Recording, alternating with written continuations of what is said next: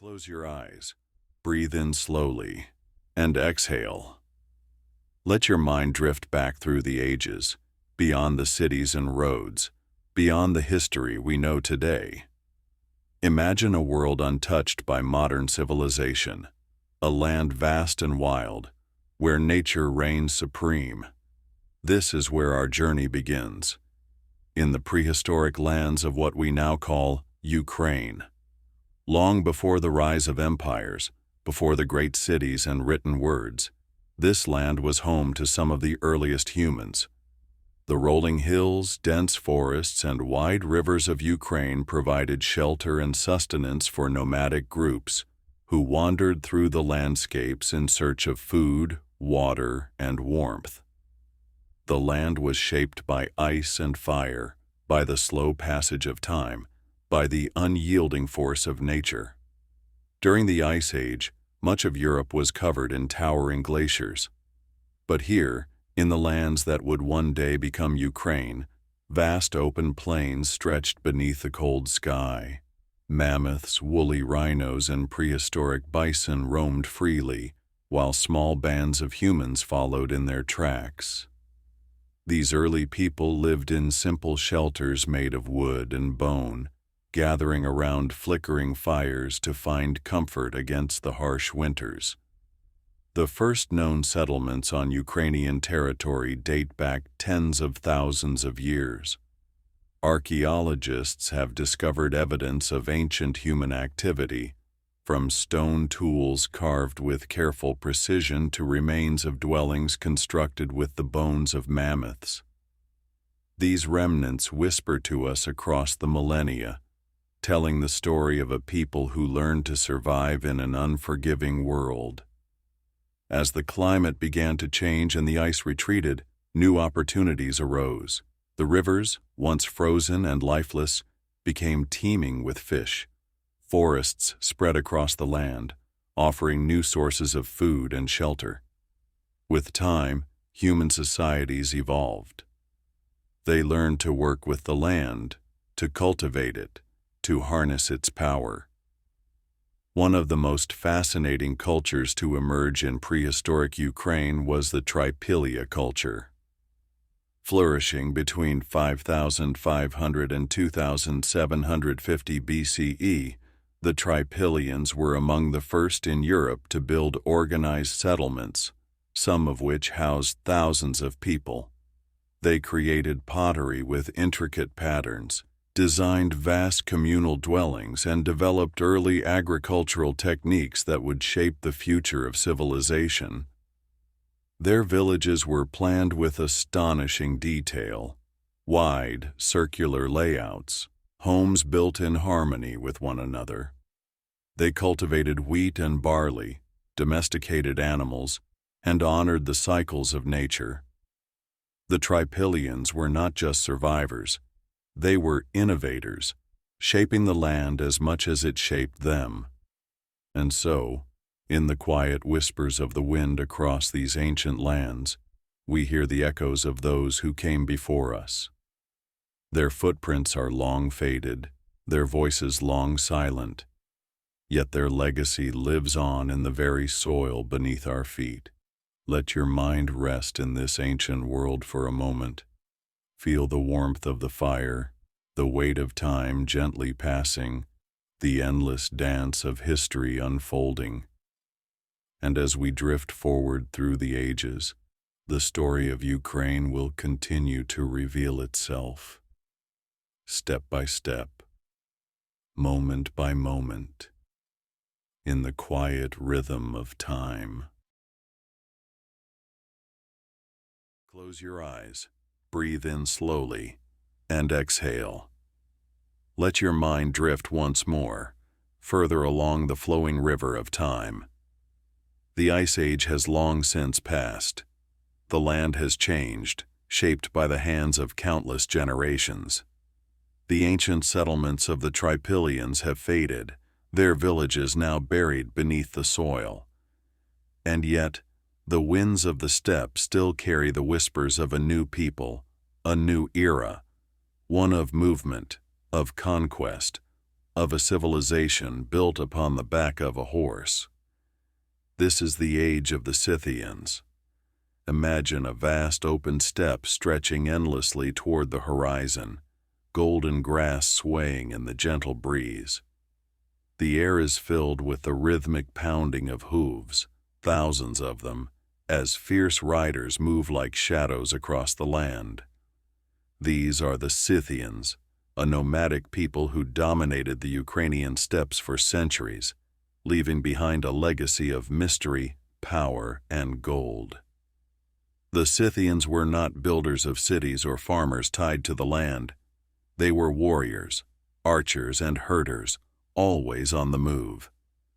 Their lives revolved around their horses, their most valuable companions.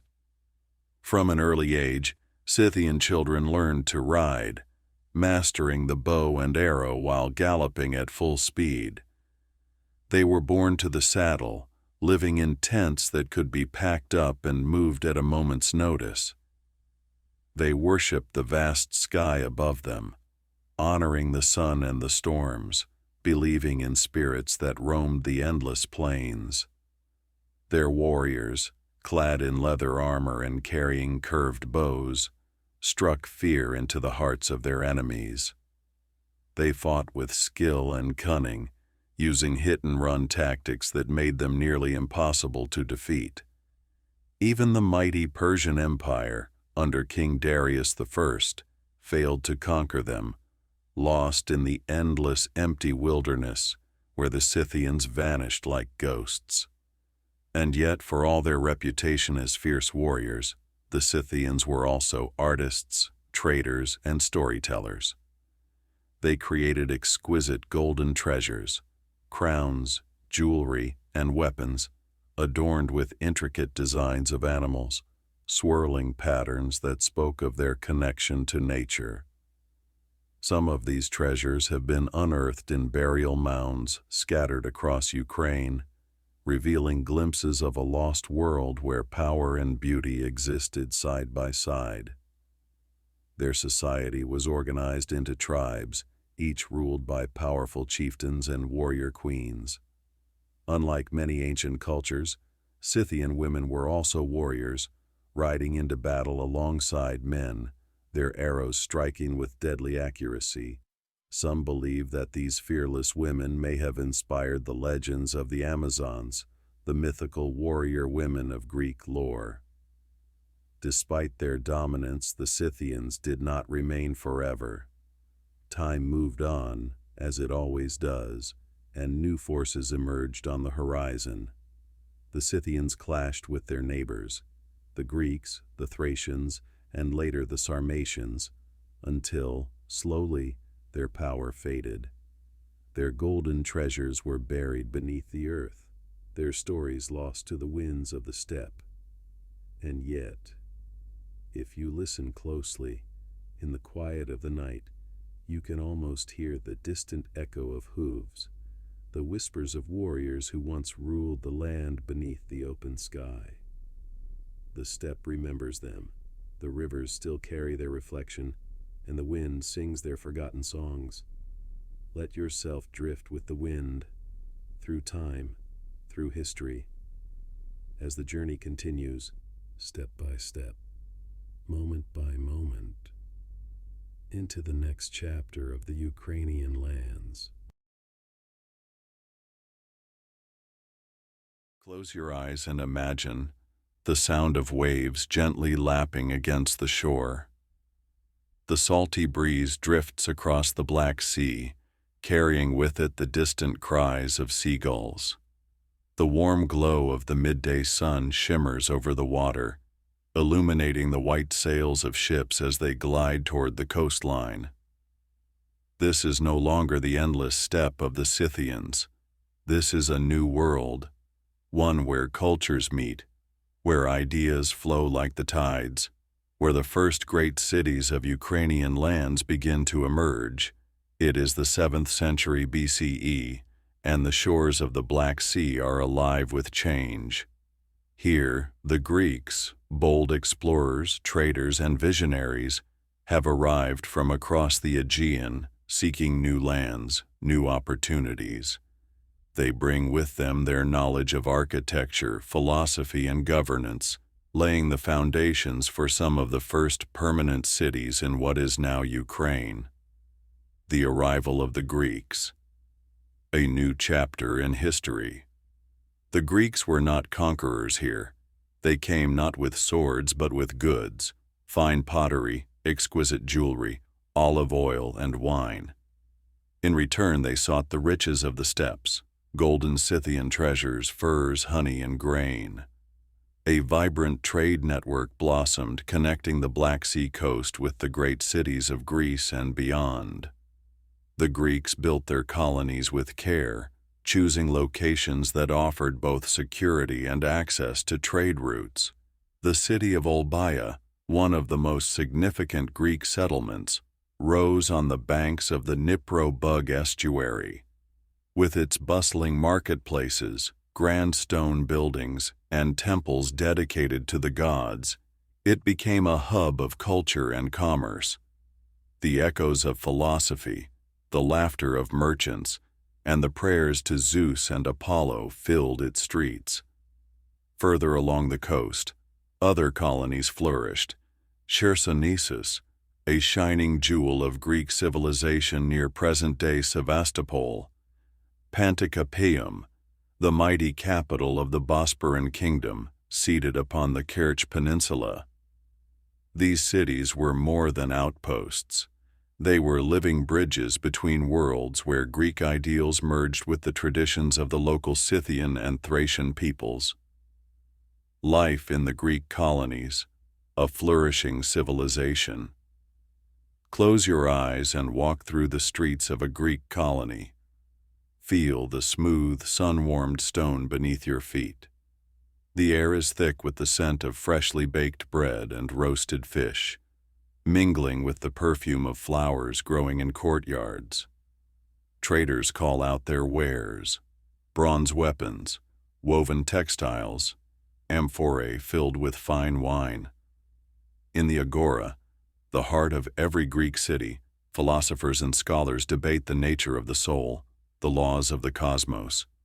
The Greeks bring their democratic ideals, their art, their literature. In the grand theaters, plays of Sophocles and Euripides unfold, while in the temples, priests offer sacrifices to the gods, hoping for their favor. But life here is not without conflict. The Scythians, fierce and proud, look upon these new settlers with curiosity, and at times, with suspicion. While trade brings prosperity, tensions simmer beneath the surface. The Greeks, skilled in diplomacy, form alliances with the Scythian chieftains, exchanging knowledge, learning from one another. Over time, a unique culture is born, one that is neither fully Greek nor entirely Scythian, but something new, something distinctly Black Sea in its essence. Scythian nobles adopt elements of Greek fashion and art, while Greek warriors learn the ways of the horseman, the power of the bow. The legacy of the Greek settlers. The Greek colonies of Ukraine thrived for centuries, but history is ever changing. With time, new powers rose: Rome, the Sarmatians, the Goths. The great cities of the Black Sea faded, some swallowed by war, others abandoned to time, yet their influence never truly disappeared. The Greek language continued to be spoken. The ruins of their temples stood as silent witnesses to a glorious past. Even today, the foundations of their cities remain, their amphorae still unearthed by archaeologists, their inscriptions still deciphered by scholars. More than 2,000 years later, the echoes of Greek civilization can still be felt in the lands of Ukraine. The Black Sea remains a crossroads of cultures, a meeting place of East and West. And in the gentle crash of the waves upon the shore, one can still hear the whispers of an ancient world, a world of sailors and philosophers, warriors and merchants, gods and men. Let your mind drift upon the sea breeze. Let history carry you forward to the next chapter of this timeless land. Close your eyes and let your mind drift back through the centuries, beyond the echoes of Greek philosophers and the golden treasures of the Scythians. Imagine the vast forests stretching endlessly, rivers winding like silver veins through the heart of the land, their waters shimmering under the soft morning light. Birds call from the treetops, and the scent of pine and damp earth fills the air. This is the land of the early Slavs, the ancestors of those who would one day call Ukraine their home. The winds of history shift, and as the ancient Greek colonies decline, as the Scythians and Sarmatians fade into memory, a new people begin to rise. Unlike the nomads of the steppe, they are settled farmers, hunters, and artisans. They do not build grand cities like the Greeks, nor do they ride into battle as fearsome horsemen like the Scythians. Instead, they thrive in the deep forests and river valleys, where the land is rich and the waters run pure. These are the early Slavic tribes, the foundation of the people who would shape the destiny of Eastern Europe for centuries to come. Origins of the Slavic peoples. Where did they come from? Historians and archaeologists still debate their origins, but many believe that the Slavs emerged from the lands between the Carpathian Mountains, the Dniester River, and the Pripyat marshes, in what is now modern-day Ukraine, Belarus, and Poland. For centuries they lived in small, close-knit communities, building wooden houses with thatched roofs, cultivating the land, and worshipping the forces of nature. Their gods lived in the rivers and forests, in the thunder and the wind. Perun, the god of thunder, ruled the skies, while Veles, the god of the underworld and cattle, protected their herds. The Slavic people did not carve great statues of their deities, but saw them in the world around them, in the whispering leaves of the trees, in the rush of the river, in the crackling fire of their hearths. They were not a single unified nation, but rather many small tribes, each with its own customs and leadership. Some of the earliest known tribes in these lands were the Antes and the Sclaveni, mentioned by Byzantine historians as formidable warriors and skilled farmers. They lived in harmony with nature, but were also fierce defenders of their lands, crafting weapons from iron, hunting in the deep woods, and navigating the vast rivers in wooden boats. But as the centuries passed, they could not remain isolated forever. The world around them was changing. The Slavs and their neighbors. To the south, the Byzantine Empire watched these northern tribes with both curiosity and caution. The Slavs were strong, adaptable, and growing in number.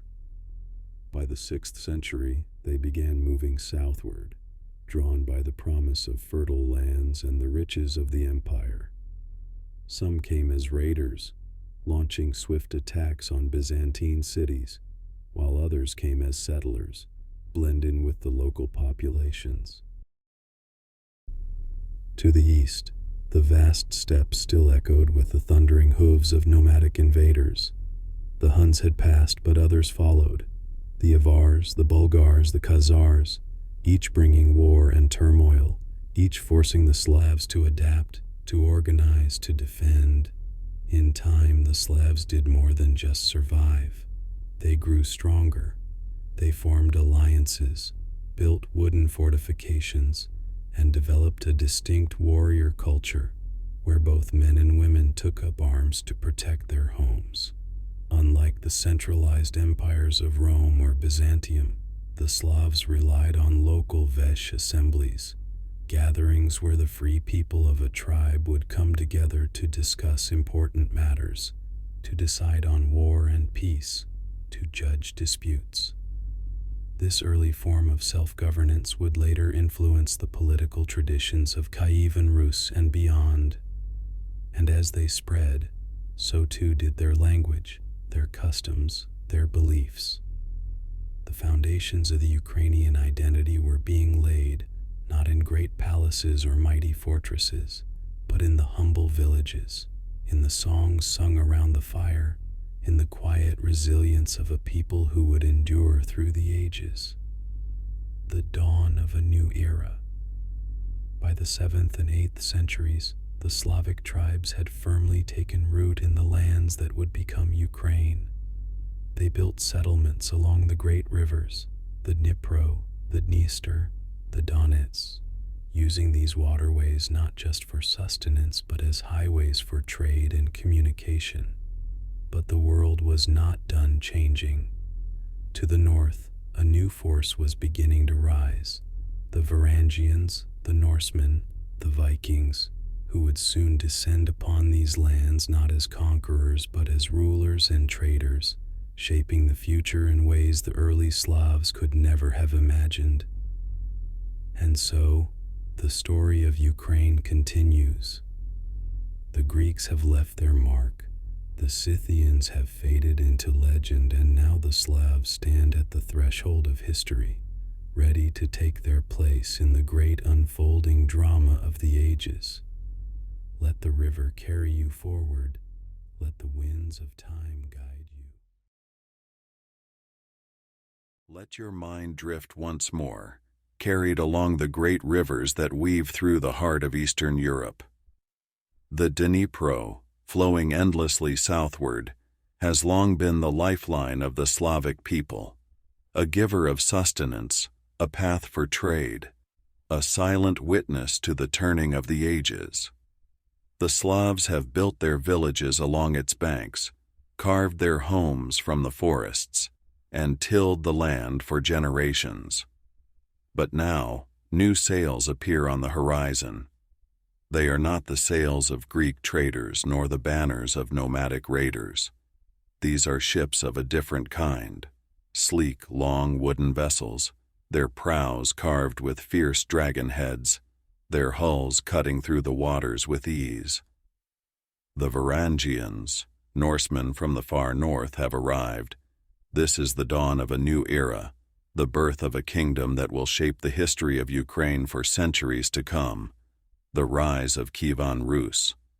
Who were the Varangians? The Varangians were Norse seafarers, Vikings, who traveled southward from Scandinavia, seeking wealth, trade, and power. They were warriors and merchants, skilled in both combat and diplomacy, using the great rivers as highways to connect the cold lands of the north with the riches of the Byzantine Empire. The Slavic people, though resilient and strong, lacked unity. Their villages and tribes often operated independently, with no central authority to unite them against threats. The constant pressure from nomadic raiders such as the Khazars and Pechenegs made survival increasingly difficult. And so, the Slavs turned to the Varangians, not as conquerors, but as leaders who could bring order to the land. According to legend, in the year 862, the Slavic and Finnic tribes of the region invited a Varangian leader named Rurik to rule over them, bringing stability to their lands. Rurik established his rule in Novgorod, and his dynasty would continue for generations, shaping the very foundation of Kievan Rus. But it was his successors who would set their sights on an even greater prize, Kiev. The rise of Kiev as a center of power. Nestled along the banks of the Dnipro River, the city of Kiev was already an important trade hub. It lay at the heart of the route from the Varangians to the Greeks, a vast trade network that connected the Baltic Sea to the Black Sea, allowing merchants to travel from Scandinavia to the mighty Byzantine Empire. In 882, Rurik's successor, Oleg of Novgorod, marched south with his warriors and seized control of Kiev. declaring it the new capital of the growing Varangian Slavic state. He called it the Mother of Rus cities, and from that moment, Kyiv would become the political and cultural heart of Kievan Rus. From this city, the rulers of Kievan Rus expanded their influence. They united the scattered Slavic tribes, built fortified settlements, and established trade with the wealthiest empires of the world. The Rurikid dynasty, founded by Rurik, would rule over Kievan Rus for centuries, laying the groundwork for the future of Ukraine, Russia, and Belarus. Kievan Rus, a blending of cultures. The arrival of the Varangians did not erase the identity of the Slavs. Instead, it created a unique fusion of cultures. The Norse brought their warrior traditions, their expertise in navigation, and their political structures.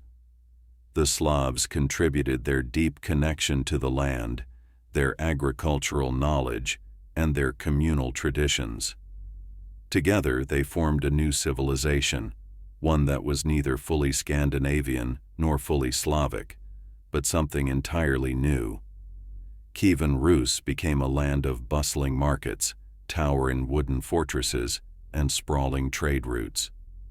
In the streets of Kyiv, one could hear a mix of languages, Slavic, Norse, Greek, even Arabic, as merchants from distant lands came to buy furs, honey, and slaves. The rulers of Kyiv sent envoys to Constantinople, negotiating trade agreements with the Byzantine emperors and bringing back not just goods, but new ideas, new beliefs, and new technologies. It was through these interactions that Kievan Rus would take its next great step, a step that would change the course of its history forever, the step toward Christianity, the legacy of the Varangians. As the sun sets over the Dnipro, casting its golden glow upon the waters, we reflect on the impact of the Varangians. They came as traders, as warriors, as leaders. They forged a kingdom where there was once only scattered tribes. They established a dynasty that would endure for centuries. But this is only the beginning. The people of Kievan Rus have built a state, but what will they believe in? What will define them beyond their swords and their trade? Ahead lies a moment of transformation, the arrival of a new faith, a new identity. The conversion of Kievan Rus to Christianity. Let the river carry us forward to the next chapter of our journey. Let your mind drift once more as the gentle currents of the Dnipro carry us forward through time. The dawn of Kievan Rus has brought power and prosperity to the Slavic lands, uniting tribes under a single banner. But even as the kingdom grows, something is missing, a deeper identity, a unifying belief that could bring the people together beyond war and trade. And so, a great transformation begins, a transformation that will shape the destiny of the land for centuries to come. This is the story of how Kievan Rus embraced Christianity, forever changing its spiritual and cultural path. A land of many faiths. Before the coming of Christianity, the people of Kievan Rus followed the ancient Slavic pagan traditions. They worshipped gods of the sun, the storm, the rivers, and the forests. Perun, the thunder god, was the chief deity, honored with sacrifices and sacred groves. Veles, the god of cattle and the underworld, watched over commerce and wealth. Rivers, trees, and stones were considered sacred, holding the spirits of ancestors and nature itself. But Kievan Rus was not isolated. It lay at the crossroads of powerful civilizations, the Norse, the Byzantine Empire, and the Islamic caliphates. Each of these great powers had their own faiths, their own gods, their own paths to enlightenment. And as Kiev became a center of trade and diplomacy, It was only a matter of time before these ideas took root in the land. Among all the religions that reached Kievan Rus, it was Christianity from Byzantium that would take hold the most. But this was not just a spiritual choice. It was a decision that would reshape the very fabric of Kievan society. Prince Volodymyr the Great, a ruler in search of faith. The man who would bring Christianity to Kievan Rus was Prince Volodymyr the Ferns, later known as Volodymyr the Great. Born into the ruling Rurikid dynasty, he was a warrior, a leader, and a strategist. At first, he followed the old ways, worshipping the pagan gods of his ancestors. But as he consolidated power and sought to strengthen his rule, he realized that religion was more than just belief. It was a tool of unity and diplomacy. According to legend, Volodymyr sent envoys to study the great religions of the world. They traveled to the Muslim lands of the Volga Bulgars, where they observed the strict discipline of Islam. They visited the Jewish Khazars, learning of their monotheistic traditions. They attended Catholic services in the Holy Roman Empire. But it was in Constantinople, the heart of the Byzantine Empire, where they witnessed something that would change history. When the envoys entered the Hagia Sophia, the grand cathedral of Constantinople, they were struck with awe. The towering domes, the golden mosaics, the scent of incense, and the voices of the Byzantine choir filled them with wonder. "We knew not whether we were in heaven or on earth," they reported to Volodymyr. And so the prince made his decision. Kievan Rus would become Orthodox Christian. The baptism of Kievan Rus. In the year 988, Volodymyr took a dramatic step. He converted to Christianity, receiving baptism in the Byzantine city of Chersonesus in Crimea. But his faith was not to be his alone. He ordered the people of Kiev to do the same. One of the most iconic moments in Ukrainian history unfolded as the people of Kiev were led to the banks of the Dnipro River. There, under the gaze of their prince and the Byzantine clergy, they waded into the waters to be baptized. The old idols of the pagan gods were cast down, their wooden forms washed away by the current. Christianity had arrived, and with it, a new identity for Kievan Rus. The impact of Christianity on Kievan Rus. The adoption of Christianity was more than just a religious shift. It was a transformation that shaped every aspect of life in Kievan Rus. 1. Strengthened ties with Byzantium. By embracing Byzantine orthodoxy, Kievan Rus secured an alliance with one of the greatest empires of the time.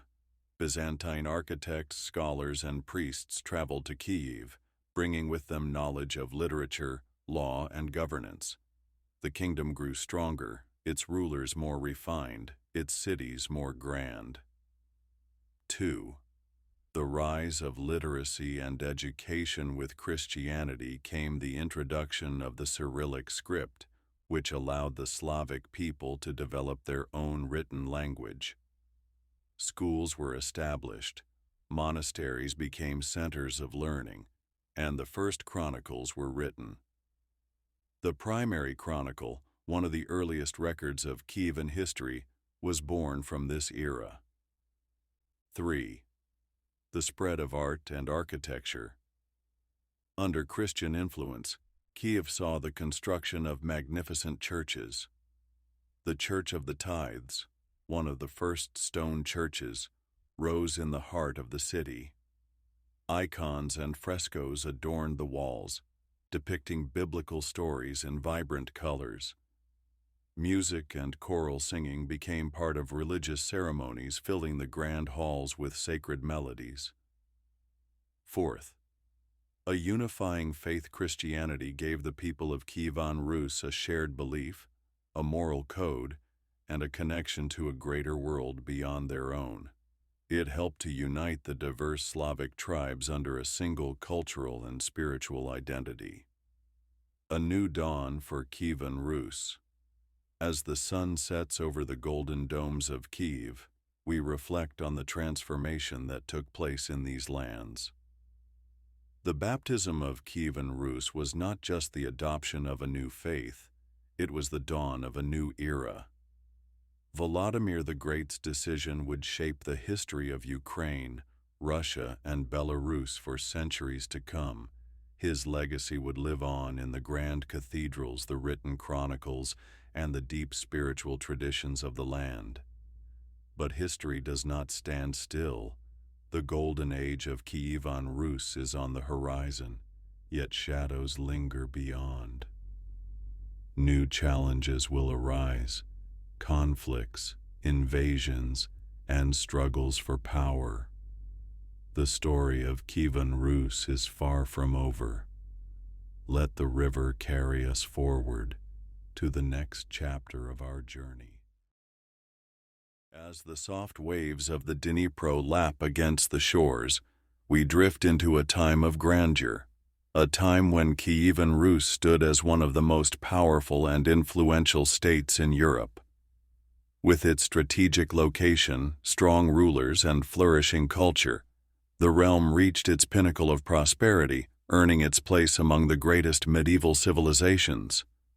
This was the golden age of Kievan Rus, a period of wealth, diplomacy, learning, and architectural splendor. The reign of Yaroslav the Wise, a visionary ruler. As the dawn of the 11th century approached, Kievan Rus was ruled by one of its most remarkable leaders, Yaroslav the Wise. The son of Volodymyr the Great, Yaroslav inherited a vast kingdom, stretching from the Carpathian Mountains in the west to the Volga River in the east. Under his reign, Kiev became a center of learning, law, and religion, earning comparisons to Constantinople itself. Yaroslav understood the power of diplomacy. He strengthened ties with the most influential European royal families, arranging marriages that connected Kievan Rus to the courts of France, Norway, Hungary, and the Holy Roman Empire. His daughters became queens of distant lands, forging alliances that ensured peace and prosperity for years to come. But Yaroslav was more than just a diplomat. He was a builder, a scholar, and a lawgiver. His reign saw the construction of grand cathedrals, the codification of laws, and the spread of literacy and education. Kiev, the crown jewel of Eastern Europe. By the mid-11th century, Kiev stood as one of the most magnificent cities in Europe. Travelers from Byzantium, Scandinavia, and Persia marveled at its wealth and beauty. The city was filled with bustling markets, where merchants traded furs, honey, wax, and silver for Byzantine silks and Arab spices. Its streets were lined with stone churches, wooden homes, and fortified towers. At the heart of this splendid city stood the St. Sophia Cathedral, Yaroslav's crowning architectural achievement. Inspired by the Hagia Sophia in Constantinople, the cathedral was adorned with golden domes, vibrant frescoes, and intricate mosaics that depicted biblical scenes. It became the spiritual and cultural center of Kievan Rus, a place where priests, scholars, and artisans gathered to celebrate their faith and heritage. To protect his great city, Yaroslav also commissioned massive stone walls and defensive towers, ensuring that Kiev remained secure against invaders. It was a city of power, knowledge, and faith, a beacon of civilization in the medieval world. The Rus's Justice, the first legal code. One of Yaroslav's greatest achievements was the creation of Ruskaya Pravda, Rus's Justice, the first written legal code of Kievan Rus. At a time when many medieval societies relied on unwritten traditions and harsh punishments, Yaroslav sought to establish a fair and structured legal system, His laws covered property rights, trade regulations, and criminal justice, promoting stability and order. Unlike some Western European laws that often prescribed brutal physical punishments, Ruskaya Pravda emphasized fines and compensation over violence, reflecting a more progressive and civilized approach to governance. This legal code would influence the laws of Eastern Europe for centuries to come, shaping the legal traditions of Ukraine, Russia, and Belarus. Education and the rise of literacy. Yaroslav was a ruler who valued knowledge. He believed that a wise and educated people would make a strong state, and so he took great strides to spread literacy and learning across Kievan Rus. He established schools and libraries, inviting Byzantine scholars to teach Greek, Latin, theology, and law. He encouraged the translation of religious and philosophical texts into the Slavic language, allowing his people to access the wisdom of the ancient world. Under his patronage, Kiev's monasteries became centers of intellectual and cultural life, preserving history, literature, and science for future generations. Thanks to his efforts, Kievan Rus was not only a land of warriors and merchants, but also a land of thinkers, artists, and visionaries. A thriving multicultural empire. One of the greatest strengths of Kievan Rus during its golden age was its cultural diversity. Due to its position between Europe and Asia, the kingdom became a melting pot of Slavic, Norse, Byzantine, and even Middle Eastern influences. Trade routes stretched from Scandinavia to Constantinople, bringing wealth and new ideas. Slavic traditions blended with Byzantine customs, creating a unique and rich cultural identity. The people of Kievan Rus spoke different languages, practiced different crafts, and worshipped in magnificent churches that combined elements of East and West. It was an age of openness and connection, where knowledge, art, and commerce flourished. The legacy of the Golden Age. As the sun sets over the mighty walls of Kyiv, we reflect on this era of greatness. Yaroslav the Wise left behind a kingdom stronger, richer, and more advanced than ever before. He gave Kievan Rus its laws, its faith, its knowledge, and its architectural wonders. But history is ever-changing. Even in times of prosperity, the seeds of future conflicts are sown. New threats loom on the horizon: internal divisions, shifting alliances, and the rise of foreign powers. For now, we leave Kievan Rus in its golden glow, but soon the winds of fate will change. Let the river carry us forward to the next chapter of our journey. The Golden Age of Kievan Rus was a time of prosperity, diplomacy, and cultural flourishing. But as history teaches us, even the greatest civilizations are not immune to the forces of time and change. As we drift deeper into the night, we now enter a period of slow decline, a time when unity faded, ambitions clashed, and external threats loomed ever larger.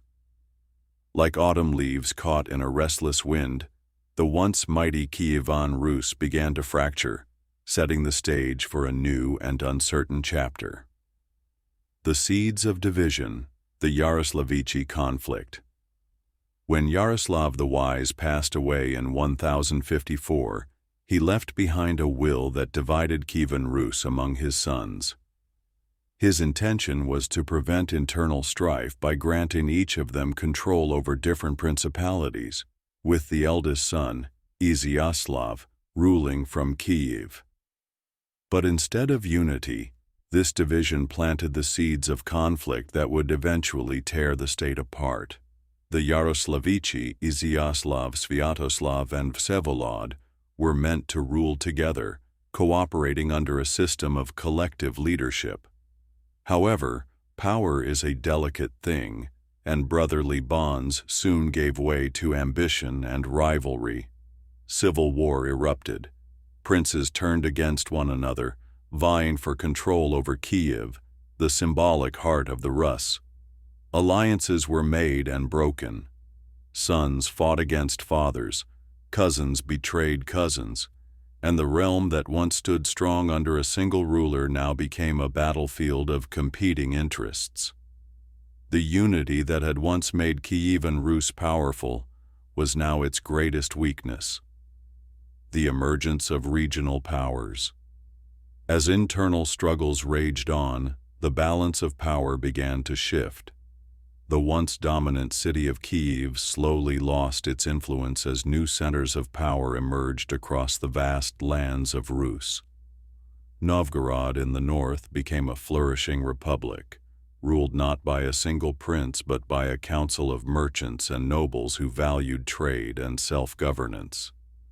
Galicia and Volhynia in the west grew in strength, becoming centers of commerce and military power. Vladimir Suzdal in the northeast began to rise, drawing ambitious princes who sought to escape the endless conflicts of Kiev.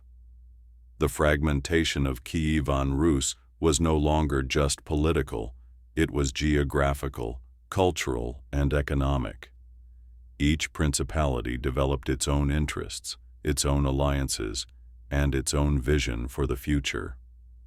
The once united Kievan Rus was dissolving into a collection of independent states. Foreign invasions, the threat from the steppe. As Kievan Rus weakened from within, external threats began to close in.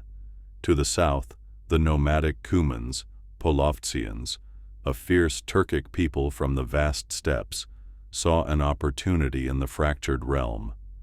These skilled horsemen launched devastating raids, pillaging towns, burning villages, and striking fear into the hearts of the people. For decades, the Rus's princes fought against the Cumans, sometimes defeating them, sometimes paying them tribute to secure temporary peace. But without a unified front, the defenses of Kievan Rus grew weaker. In the west, Poland and Hungary looked toward the lands of Galicia and Volhynia with growing interest, seeking to expand their influence. And in the distant east, beyond the endless grasslands, a new and far greater threat was beginning to rise, one that would shake the foundations of Kievan Rus and reshape the future of Eastern Europe forever. The decline of Kiev, the Great Sack of 1169. Perhaps the most symbolic moment of Kievan Rus's decline came in 1169, when Andrei Bogolyubsky, the prince of Vladimir Suzdal, led an army to seize Kiev. But this was not an ordinary war for power. It was an act of destruction.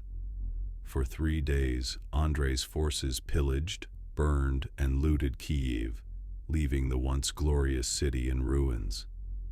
The golden domes of St. Sophia Cathedral were stripped of their treasures. The homes of merchants and nobles were set ablaze, and countless citizens were killed or taken as prisoners. For the first time in history, Kiev, the heart of Rus, was brutally sacked by one of its own princes. This event marked a turning point. It showed that Kiev was no longer the undisputed center of the Rus's lands. Other cities had risen, and the old capital had become just another prize in the struggle for power. The golden age of Kievan Rus was truly over. A fading legacy. By the late 12th century, the once mighty Kievan Rus had become a patchwork of rival principalities, each following its own path. Some looked westward, seeking alliances with Poland and Hungary. Others turned toward the rising powers of the northeast, laying the foundation for what would one day become the Grand Duchy of Moscow. Yet, despite its decline, the legacy of Kievan Rus was not lost. Its laws, traditions, and culture continued to shape the lands that followed. The Orthodox Christian faith, brought to the people by Vladimir the Great, remained strong. The artistic and literary traditions fostered by Yaroslav the Wise endured in the great monasteries and chronicles of the land. But a storm was brewing. Beyond the steppes, a new empire was on the rise, one that would soon descend upon the fragmented Russ's lands with an unstoppable force. The Mongols were coming, and history would never be the same. The winds of history shift once more. As the fractured principalities of Kiev and Rus drift further apart, distant thunder rumbles on the horizon. It is not a storm of nature, but of men. Riders from the east, swift as the wind, relentless as time. Their arrival will change the course of history forever. The Mongols have come. Their armies are unlike anything the lands of Rus have ever seen. Masters of warfare, disciplined and merciless, they strike with a force that no prince, no army, and no city can withstand. This is the story of the Mongol invasion of Kievan Rus, a time of devastation, transformation, and survival. The rise of the Mongol Empire. Before we witness the fall of Rus, we must first understand the force behind it. In the early 13th century, the Mongol Empire, led by Genghis Khan, began its conquest of the known world. Born from the harsh Mongolian steppes, these warriors forged the largest land empire in history. Their tactics were revolutionary: lightning-fast cavalry, expert archers, and a ruthless strategy of psychological warfare. They did not simply defeat their enemies, they annihilated them. After Genghis Khan's death in 1227, his empire was divided among his sons, but the expansion continued. Under Batu Khan, grandson of Genghis, the Mongols turned their gaze westward, toward the lands of Kievan Rus. They came not as raiders, but as conquerors. The first wave, the Battle of the Kalka River, 1223. The first clash between the Mongols and the princes of Rus occurred in 1223 near the Kalka River. The Mongols had already conquered vast territories in Central Asia and Persia, and now they tested the strength of Rus. The princes of Rus, along with their Cuman allies, assembled an army, a rare moment of unity in an era of division. But unity alone could not stop the Mongols. The battle was a disaster. The Mongols feigned retreat, luring the Russ's forces into a trap. When the moment was right, the Mongol army turned and struck with overwhelming speed, encircling and crushing their enemies. Tens of thousands of Russ's warriors perished, some trampled by horses, others slain where they stood. The captured princes were executed in a brutal fashion, suffocated beneath wooden planks, while Mongol generals feasted on top, a chilling symbol of Mongol supremacy. This was a warning. The Mongols had tested the strength of Kievan Rus and found it lacking. They left, but they would return. And next time, they would not leave anything behind. The invasion begins. Batu Khan's campaign, 1237 to 1240. In 1237, Batu Khan, leading the armies of the Golden Horde, launched a full-scale invasion. This was not a raid, nor a single battle. It was an unstoppable march across the land, city by city, fortress by fortress. The Russ's principalities were weak, divided, and unprepared. 1237, the fall of Ryazan. The first target was Ryazan, a powerful but isolated Russ's city. The Mongols besieged it for just 6 days before it fell. The city was burned to the ground, its people slaughtered. Survivors were few. 1238. The sack of Vladimir Suzdal. The northeastern principalities fell next. Vladimir, the city that had once risen as a rival to Kyiv, was left in ruins. Its grand cathedrals, once shining with golden domes, were reduced to ashes. 1238. The battle on the Sit River. Grand Prince Yuri the son of Vladimir gathered an army to resist, but resistance was futile. The Mongols crushed his forces, and the prince himself was killed. One by one, the cities of Rus fell. Some fought bravely but were overrun. Others surrendered, only to be massacred. The Mongols did not spare warriors or civilians. They did not negotiate. They destroyed. Kyiv awaited its fate. The fall of Kyiv, 1240. By December 1240, Batu Khan reached the once glorious capital of Kievan Rus. Kyiv, the heart of the realm, was a shadow of its former self. Decades of internal conflicts and invasions had left it weakened. Still, its people refused to surrender. The siege of Kyiv lasted for days, but it was hopeless. The Mongols unleashed their terrifying siege weapons, massive catapults that hurled stones against the city walls. The defenders fought bravely, but they were outnumbered, outmatched, and outmaneuvered. The walls crumbled. The Mongols poured in. What followed was a massacre. The once great city of Kyiv was reduced to rubble. The grand churches and palaces were burned. The streets ran red with blood. Thousands perished, and those who survived were enslaved. The Mongols spared no one. Nobles, priests, scholars, and common folk alike fell before their swords. The golden age of Kyiv was over. The aftermath. The Mongol yoke. With the fall of Kyiv, Kievan Rus ceased to exist as a united state. The land was not ruled directly by the Mongols, but was placed under the rule of the Golden Horde, which demanded absolute obedience and heavy tribute. For nearly 250 years, the Rus's lands remained under Mongol dominance. The once mighty princes became vassals, paying tribute in gold, grain, and slaves to the Khans. Any act of defiance was met with swift and brutal punishment. This period is known as the Mongol yoke, a time of hardship, destruction, and subjugation. But in this darkness, new forces began to rise. The spirit of the Rus's people was not broken. The lands that had once belonged to Kievan Rus would endure. And in time, from the ruins of the past, new powers would emerge. The Mongol storm had passed, but history was not yet finished with these lands. A new dawn would come, but first the night had to pass. The world had changed.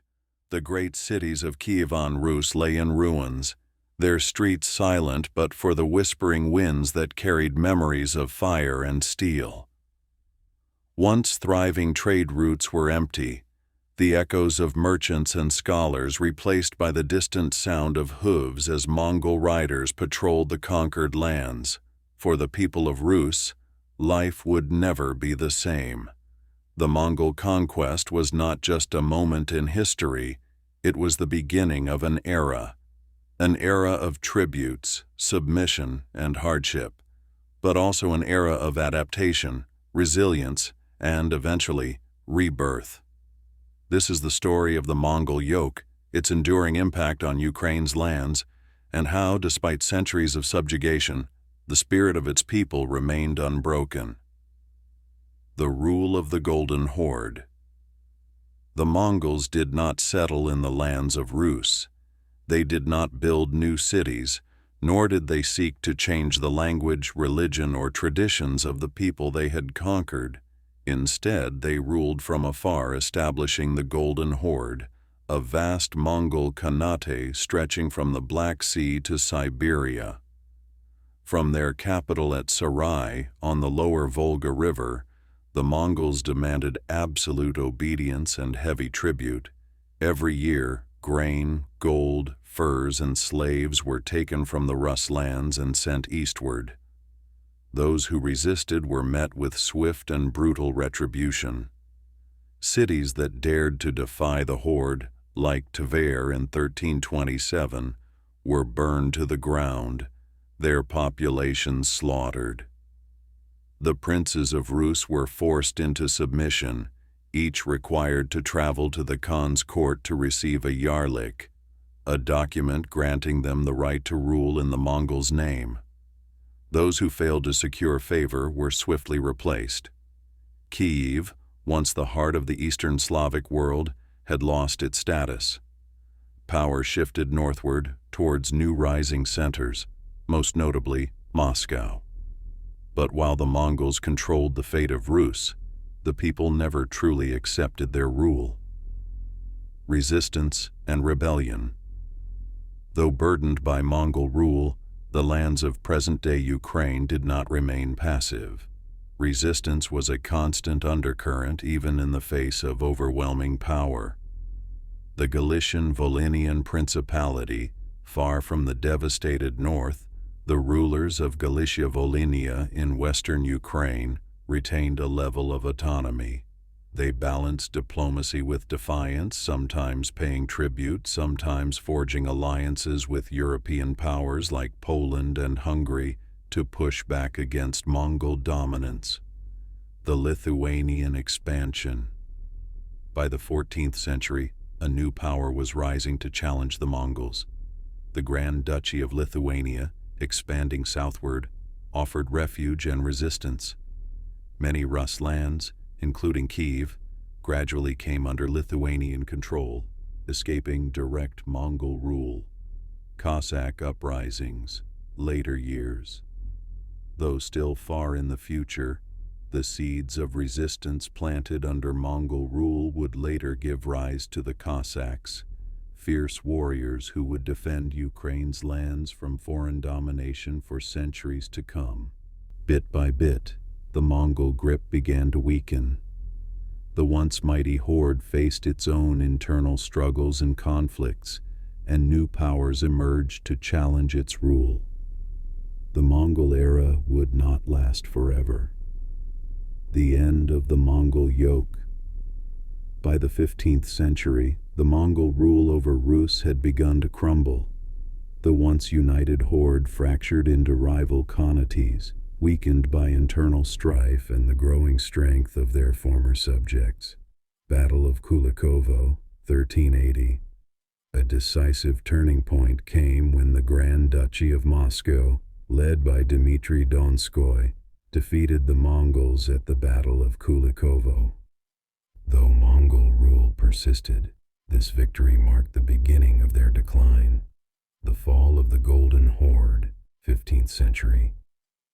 By the late 1400s, the Golden Horde split into smaller, weaker states, such as the Crimean Khanate, the Kazan Khanate, and the Astrakhan Khanate. These successor states continued to influence the region, but no longer held absolute power over Rus's lands. 1480, the Great Stand on the Ugra River. The final break came when Moscow refused to pay tribute, standing off against the remnants of the horde along the Ugra River. The Mongols withdrew, marking the end of the Mongol yoke over Rus. For centuries, the lands that would become Ukraine had endured foreign rule, destruction, and subjugation. But they had survived, and in the wake of the Mongol departure, new powers, new states, and new identities began to take shape. The Mongol yoke had cast a long shadow, but it had not extinguished the light of the Ukrainian people.